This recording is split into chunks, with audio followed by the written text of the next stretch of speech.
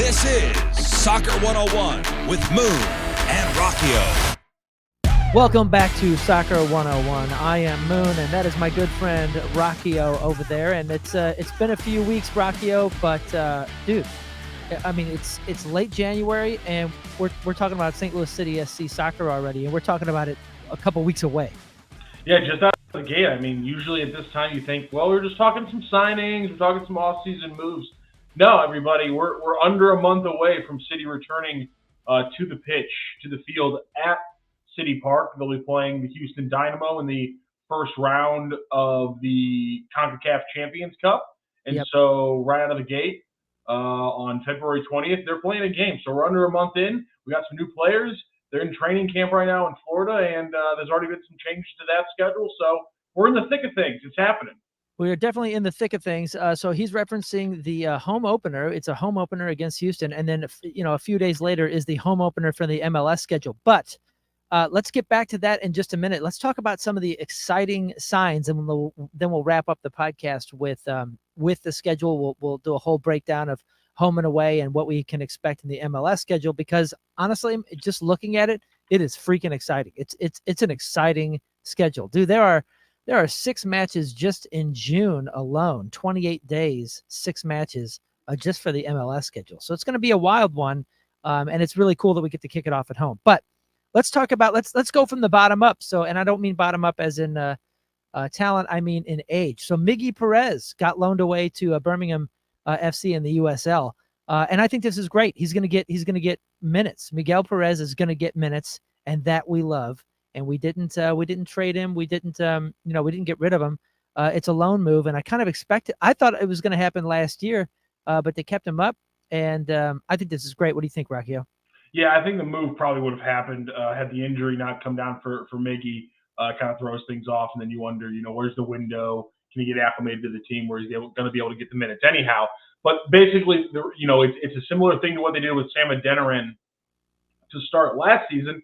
He goes to USL side, and if you're not aware, because I think sometimes it gets muddled in the United States, essentially the pyramid or the tiers of United States soccer are MLS is 1, USL is 2, and then MLS next is 3. So if he doesn't get loaned away and he doesn't break into the first team, he's playing with MLS next, which is the 3rd tier.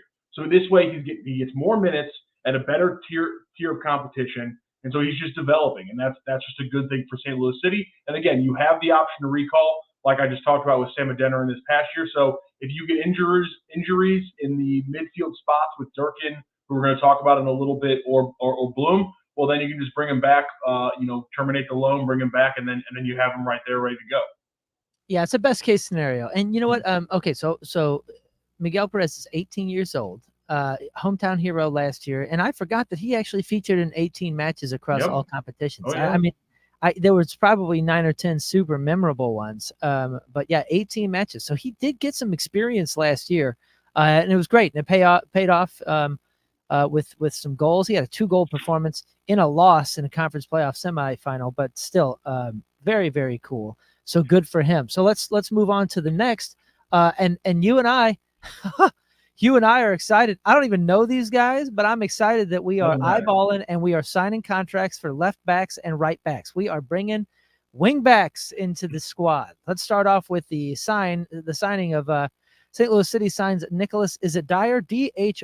It's Dyhr, actually. Dyhr, D-Y-H-R. I knew Rocchio was going to know the pronunciation. I knew it. It's Dyhr, which shocked the hell out of me and confused me. But yeah, Nicholas Dyhr comes over, another Danish player to St. Louis City FC, and SC. It's a smart move, mainly because we just talked about what they need on the other side. More, I'd probably say a little bit more of a defensive minded guy than the guy we're going to talk about a little bit later, but nonetheless still more of an offensive minded player than they had back there at certain spots. And obviously you get depth at left back, and it's more important because then Kyle Hebert can get and kick inside. Now you have more left back.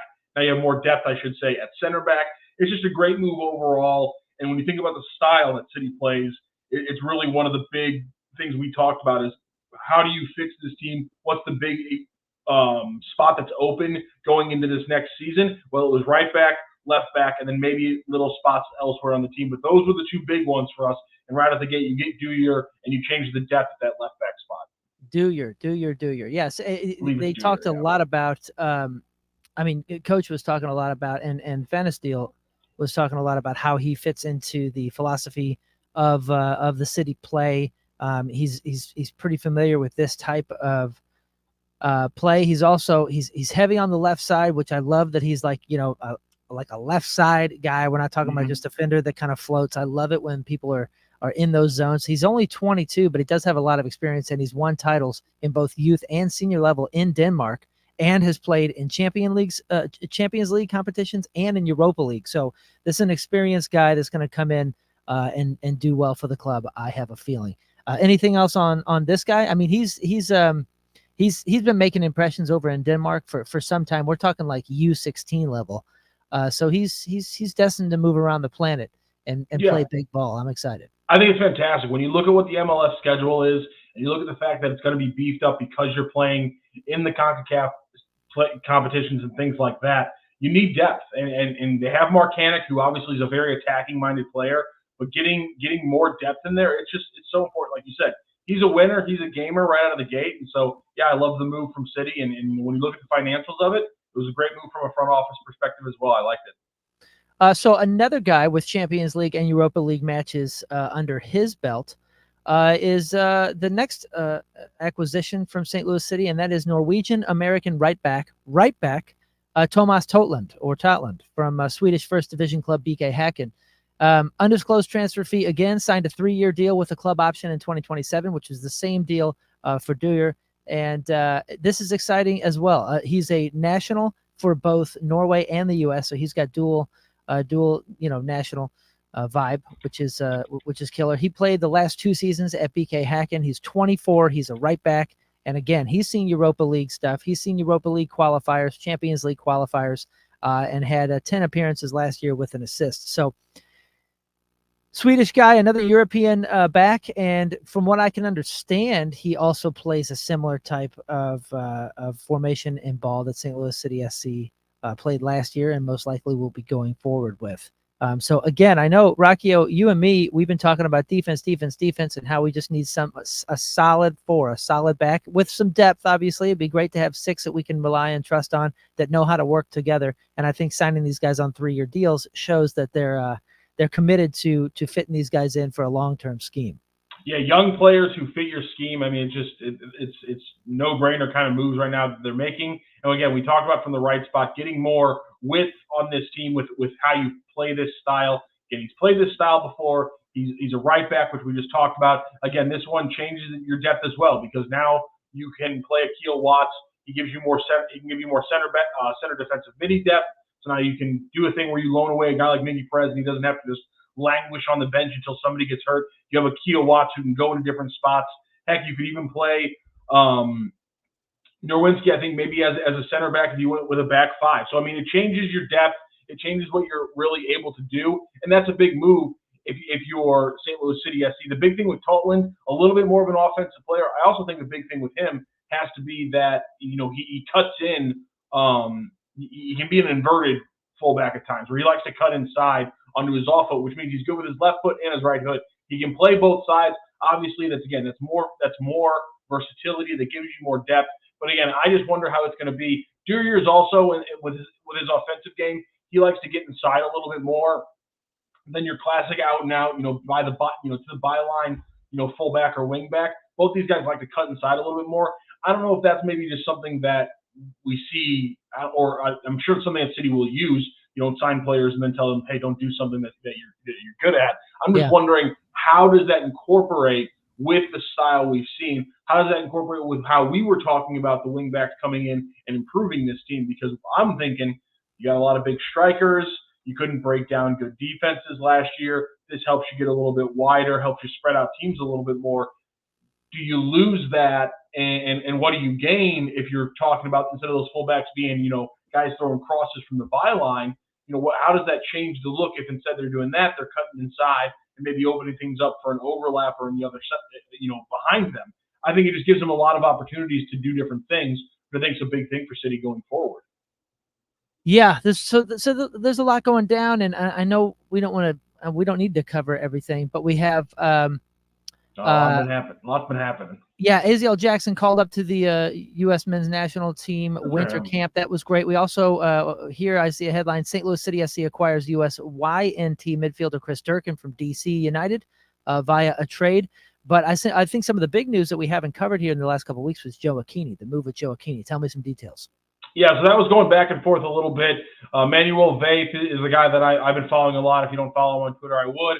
Also, Fabrizio Romano is another guy who reports a lot, of the transfer news, and he kept reporting Niko to Como 1907, which is a Serie B team, second division of Italian soccer, which literally, Moon, do yourself a favor. I tweeted this out earlier. Do yourself a favor. Google Como 1907. Click and then click on their stadium, and then click on images, and then look at some of the views that you get when you play at Como 1907 Stadium, because it's right on Lake Como, which is one of the most beautiful places in the entire world. Oh my gosh! Yeah, I'm sure he doesn't want to go there. So, like, if you're Niko, you lived in Parma for a few years when you were a kid, and now you get to go play on the side of Lake Como. Oh my gosh! It looks like a greeting card. Dude, it's literally like, I mean, you can take a boat to the stadium and you park your boat, and then 40 yards and you're in your seat. Now, and it's surrounded by mountains too. That's the most gorgeous thing ever. But do remember what Niko talked about. Niko talked about, how amazing the country is and the football and everything, but how different and just an upgrade in all of the amenities that come with St. Louis City SC CITYPARK training facilities from the inside to the out. I'm looking at the stadium. It's an old school stadium, and I'm sure it's beautiful on game day, but there's no way they're touching what the players are getting amenity-wise provided by St. Louis City SC. So he's going to miss that. But wow, dude. I mean, look at that. You're not wrong. And I'm looking at a night game picture, and oh my gosh, I just want to go and sit on the field and look at the mountains. It's unbelievable. But the reports right now, and Fabrizio Romano on Twitter, his last tweet coming out about early yesterday, I want to say, was that the paperwork's into the MLS. It's all agreed to. And right now the reported deal is $2 million plus another $2 million based on incentives and clauses and things like that could come down the road for Joe Aquini to go to Como 1907. So that's a good move, in my opinion, for your third striker. There was some news earlier this week around a German striker by the name of Cedric Tukert, I believe is the pronunciation for it. That got the kibosh on Tuesday by Manuel Vaith on Twitter because essentially there's too much money. He's also a free agent, though, and their contracts end in June in the German league. And so it could be a target that maybe City signs when his contract ends mid-season for City, but at the end of the season for second Bundesliga. So okay, so you think they'd be eyeing that guy if Joe Aquini left? And do you think they would just kind of leave the hole there and hope for the best in June? Or, I mean, what do you think would happen there? I mean, they wouldn't want to fill that. You got to have a rotating cast of goal scorers if you're going to have any sort. I mean, when we had the injury last year, I mean, that was like panic moment. You call up Sam, and thank goodness he delivered, here and there, and that made a huge difference. But had he not, and Joe Aquini's not there, what do you do? Well, I think this would come down to their confidence in some of the younger attackers, and maybe not necessarily out-and-out strikers. If you can get goals from a guy like Celio Pompeu, maybe not in a traditional striker role. If Noki Thorson, he's 6'2". I mean, if he's getting you goals from outside on the wing, maybe you don't necessarily need an out-and-out striker. And for all I know, Caden Glover is going to shock these guys at the training camp over the next couple months in Florida here or California. And he's a guy who's that attacker that they say we want to get him minutes if there's a bad injury. But at the same time, I mean, June's not that deep into the season. I mean, that gives you some. I'm not saying they're not going to make a move. I mean, $2 million plus $2 million potentially in your pocket down the road. I think they're going to make a move. It's just probably not going to be for somebody who's at the threshold of the DP money, which is 1.5, almost 1.65 million or whatever it is. Yeah, I hope so. But it just goes to show you that we need a solid, trusted midfield. We need a midfield that's going to provide whatever it is that they need to provide to whomever it is they need to provide, whether it's out and out strikers or fill-ins, like you said, basically. people that you're expecting to kind of move around and float in positions. Hopefully we have super solid, well-trained and well-conditioned midfield that steps up. Speaking of the midfield, they got another body in there as well, and obviously that Chris Durkin trade is going to be huge. I really do think that getting more depth. I mean, you talked about it at the very beginning of the episode. Miggy Perez had 18 games. That was an 18-year-old who was still in high school, and part of that was because you needed just another defensive midfielder because you had 3 games in a 7-day span, or you were being forced to play him at you were being forced to play a 2 defensive midi spot just because of the team you were playing and the system you wanted to play. So it was Blom and Miggy, and then Leuven was somewhere else. Well, now you get Durkin in there instead of a Miggy, and it just completely ups the quality of your 11 out there every day. And so I think Chris Durkin was just such a great move. Again, losing Jared Stroud, that's a rough one, but when you look at the attacking talent, not just on the first team, when you look at the attacking talent in the pipeline, again, I already mentioned a guy like Caden Glover. When you look at that kind of attacking talent, I'm okay with making that trade for Stroud for Durkin every single day of the week. You then went back and augmented your depth on the back line. I love the Durkin trade because it gives you depth when you have those 3-game weeks, but also it gives you the possibility of a 2 midi pairing of Blom and Durkin, which I just think would make you one of the best ball control or chaos control kind of guys, kind of teams in the entire league. I love that potential there for City, and it just rounds out what I thought was a great offseason for them. Yeah, they've been active enough, and Western Conference champions last year, so obviously there's no excuses this year coming out of the gate. Yeah, everybody's expecting, you know what I mean? Everybody's expecting something. We're no longer the underdogs. We're no longer let's treat them like this expansion team. Like it's old news. There are teams that have been around a few seasons longer that are still going to be treated as kind of new teams, and I don't think St. Louis City SC will be after what they pulled off in the Western Conference last year. And obviously, like I said, an active enough offseason, people are expecting good things, and that's going to be good. I think that pressure is going to be good, and hopefully we deliver. Speaking of so many matches in a short amount of time, let's talk about the schedule before we get out of here. You mentioned the first official match is a CONCACAF qualifier. That's in February, and it's a home game, which is sweet. February 20th. What do you think the weather's going to be like? You know what? I think it's going to be fine. I don't care. It's not going to be like this, so it's got to be fine. I loved, but dude, when I was playing, I loved playing in that kind of weather, that unexpected. Maybe it's wet, maybe it's cold. Okay. I liked it. I did, man. I didn't like the idea of it, but once you get out there, you're just like, yes, this is my battleground, and I love it. And then 4 days later, on a Saturday, home opener for the MLS, we kick it off against Real Salt Lake. That's going to be great. A 7:30 start, Saturday, February 24th, kicks off the MLS season. And then March, 5 matches. Saturday. The 2nd against New York City FC, the 9th against Austin FC, the 16th against LAFC. Then we have Saturday the 23rd. That is against DC United. And then again against Real Salt Lake on Saturday, March 30th. Do you have the schedule in front of you?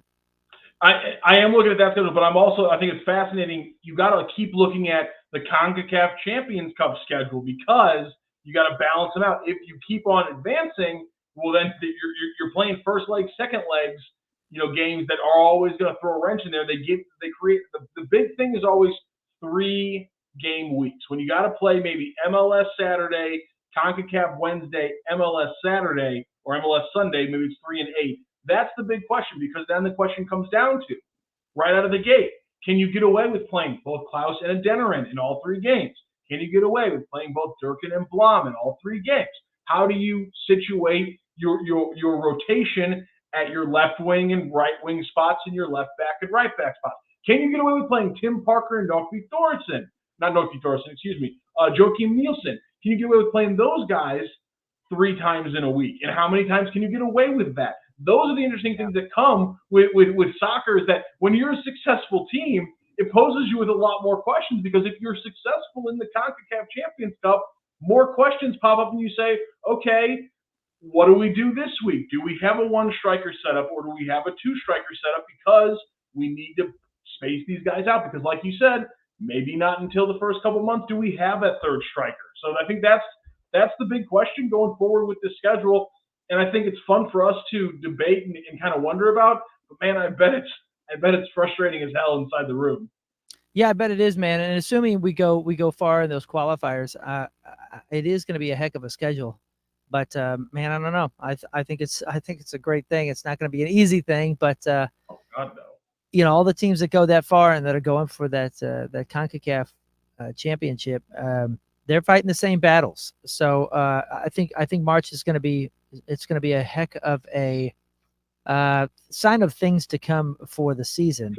Just like it was last year. So real quick, that February 24th, that's a home match. The second week is also a home match. That's Saturday, March 2nd. Then it's away, home again on the 23rd. Then we hit in April, Saturday the 6th against FC Dallas. That's another home match. Then the following weekend, Sunday the 14th, Austin FC at home. That'll be Austin within pretty much within 5 weeks there twice, and get those out of the way. And then it closes with an away game in April, Saturday the 20th against Sporting KC. And just a quick example right there, that Dallas-Austin stretch in April, the April 6th, April 14th, that's one of those stretches like there. If you're in the quarterfinals, that's the second leg of your quarterfinals between those two home games. So wow. all of a sudden, a stretch where you're thinking, well, we're at home twice. We're at home twice in an 8-day span. That's gravy, baby. That's a soft part of our schedule. Not so much, hold up, that could be another three games in 8 days, where one of them, maybe, for all you know at that point, you're traveling to frickin' Azteca to face Club America because it's the quarterfinals of the Champions Cup. So, I mean, that's a hellacious aspect and variable that gets added to City's schedule this year. I think they're going to, these guys aren't effing around. They're going to go for wins. And so I think we're going to be looking at them saying, we're playing everybody, or we're playing as many people as we can. And so injuries and again, these depth questions are going to be huge right out of the gate if you're winning. If you're not, it gets a little easier. But then who wants that? That means they lost to freaking Houston in the early round. I don't want that. Yeah, that is going to be rough. And then it's followed up with 3 months of just packed schedule. Rocc, look at this, dude. May away, it starts on the 4th in Houston. So Texas again, but away this time. And then Saturday the 11th is a home game against Chicago Fire. Then we have LAFC home on the 15th of May. Then we're away at FC Cincinnati, and that is on the 18th of May. And then on the 25th, we're home against Seattle. Then June, right afterwards, Saturday the 1st, that's an away match. Oh, shoot, who is that? I can't even see that logo. Is that Inter Miami? That is Inter Miami. Yeah, that's the big one. On June 1st, yeah. So that's an away match, followed by a home match following Saturday the 8th against the Timbers. Then we have FC Dallas away on the 15th, then home on the 19th on Wednesday against FC Dallas. So against the Colorado Rapids. So there are 6 matches here in June within 28 days, because then there's a home match that Saturday against Atlanta, and then they follow it up by going all the way to freaking Vancouver on the 29th. June's going to suck.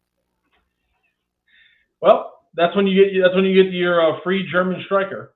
So you'll be good. You'll be good right there. Good point. Yeah, it might be a perfect time to pull somebody in. I think it actually happens on June 31st is when their season ends, if I remember correctly. So it wouldn't be until July that you would go. Well, so that's crazy, because Saturday, June 29th is the end of the June run against the Whitecaps over in Vancouver, and then we come back against San Jose for a home match a few days later on Wednesday, July 3rd. Then the 7th again. So there are no breaks here. The 7th again is against the Colorado Rapids. That's away. Yeah, you got to take advantage of that June and July schedule, because again, even best case scenario, you're out of the CONCACAF at that point. And I'm thinking, Dallas, Colorado, Atlanta, Vancouver, San Jose, Colorado, Vancouver. That's a 7-game stretch that you got to take some points, because then you come out of it Seattle, Kansas City, Portland, LA Galaxy. That one maybe softens up a little bit, but those 3 are hard right there. You got to win a lot of games, which they didn't do this year necessarily in June and July. You got to take advantage of June and July this year. You got to win those dog days, because the schedule tightens back up there going into August. You're right about that. But then you get, that's when you get the break though, and that'll be a good thing, because you get Kansas City and Seattle, and that's when the break hits. Then you get everything else coming in August. So, I mean, you got to hit the ground hard June and July going into that break. Yeah, you're right, though. It's not really a break, but you play stats and you compare it with the only season that we know that was last year. They did struggle a little bit in that midseason taking points, and you're right. This is a juicy schedule as far as where we can take points, as long as they don't slump it like they did last year in that center of the season. August, you're right, starts off with a game, or starts off with the break, and then doesn't close until the away game in Portland on the 24th. Scheduling, God, I hate the way they do scheduling. Yeah, it's wild, dude. Then September, LAFC, that starts off home match on the 1st, followed by a who is that? Revolution, New England Revolution away on the 7th, and then we play Minnesota United here on the 14th, away at San Jose Quakes on the 21st, and then it's the Sporting KC. Shall I say rematch? I mean, is it a I mean, listen. I mean, it'll be the 7th time they faced each other right out of the gate. Or no, it was 5 times last year, 6, 7. It'll be the 8th time they've played, at the very least, in just the 2 years that city's been around. So I mean, at that point, it's a derby. It's a derby. But it's the home derby here where we're, it's just there's some just a bad taste left in our mouth from last year, how we last left it. Well, there's a bad taste around Kansas City soccer right now overall. So. Yep. Then LAFC on the 2nd of October. We got Houston on the 5th. That's a home game, and then Minnesota United away on October 19th. That is the MLS schedule. It's all going to be on the MLS Season Pass on Apple TV again. I just my thing just swiped my credit card, or charged me, so I'm in for the season. It's going to be great. Rocc, you got anything else to add for this first of the year Soccer 101 podcast? I think the biggest thing for me, I don't know if you saw this, Moon, but did you see the reports coming out that Inter Miami might be taxing their new acquisition, Luis Suarez, a little bit too much? Apparently, he's a little bit older. He needs a little bit more time between the games, and they apparently played him in a bunch of their friendlies already out of the gate in the preseason, and he's tired. He's already kind of feeling the needs a little bit. And I think it's just hilarious when, you're getting handed just, here's the 2 most talented players in the league despite their age, and somehow they're bungling it, which is just, it's hilarious, but it's also aggravating because your card got swiped earlier, Moon, and some of that money went to Lionel Messi, and by hook or by crook, and so it's interesting that that's how that works, and Miami's allowed to mess around and possibly even break their new little toys. Yeah, man, I don't know. I don't know where I land on Suarez. I hated that guy. Well, don't land anywhere near his mouth, because that's what I'm saying. He might take a chunk out. So yeah, so I'm torn. I'll be fully transparent here. Like I'm all about second chances and redemption and forgiveness and all sorts of stuff. But that guy just was like not a good guy over in. Edinson Cavani is my Uruguayan striker. Thank you very much. Yeah, dude. For the first bite aggravated me enough, and I was like, "Well, that's like sociopathic behavior." And then the second bite over in the EPL, I was just like, "Dude, why is this guy allowed to play right now?" You know what I mean? And then very good at scoring goals. Then it becomes abundantly clear, that his talent is so freaking sick. And then he went to Spain, and I mean, like, the guy is an absolute all-star. He's an absolute stud. I want to watch him. But at the same time, I'm just a little torn about how I feel about him, representing the MLS. Now, I don't know too much about his career after the second bite because I just wrote him off. I was like, I won't support this guy. But again, I'm all about redemption. So hopefully he's like a better dude. Hopefully, I want to hear some stories about him, like, going to hospitals and helping babies or something. Like, tell me something good about this guy so I can at least be okay with him being in the league and me being interested in watching him. I don't want to completely talk out of turn, but he didn't fall off because he's still extremely talented. But let's see what his last couple of years here. So he was at Gremio, and that he was at Gremio in Brazil. Yeah, 25 points, 17 goals, 8 assists in 33 games. Nacional, and also I think that's I believe Argentina. 8 goals in 14 games. No, sorry, that's Uruguay. My apologies. I don't know much about the guy off of the side. He banged in 32 goals across 67 appearances for Atletico in 2020, 2021, and 2021, 2022. Yeah, he was still putting up ridiculous. I mean, he fell out of the numbers when he like scoring like 40 when he the like first couple of years at Barcelona. But God, he's still so ridiculously talented. And you saw what Messi can still do at his age. It doesn't matter when you're that good. And like you said before, Moon, I'll just go off your opinion of MLS defending when I kind of grade what Luis Suarez is still going to be able to do to people. I'll just put it this way: I don't put it that much better than Brazilian defending. So 17 goals in 33 games, sounds about right. If he can, I don't think he's gonna be able to play 33 games. Yeah, I don't even with the MLS schedule. But then again, I mean, Brazilian schedule is hellacious. Brazilian teams play an absolutely ridiculous amount of games, and so him playing 33 with the Brazilian schedule, I'm guessing he plays 26 in all competitions with Inter Miami, and he probably puts in 14 goals.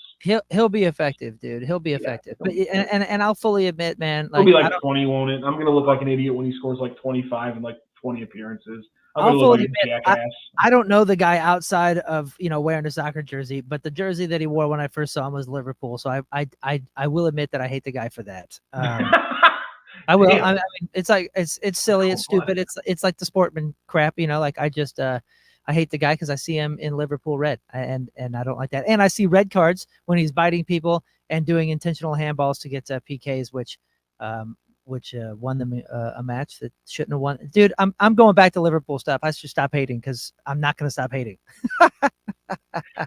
I actually love when soccer players go into their bag of hatred like that because they do it differently than any other sport. And so I actually really appreciated that. Thank you, Moon. I thought I was going to be the one who looked really cynical with a bunch of comments about money and media deals and making sly comments about people biting, and then you just took it and ran. And so somebody tell me he's a great guy. Somebody tell me he's like a nice dude, and he like I'm sure he does. Wakes up early to figure out who he can give money to.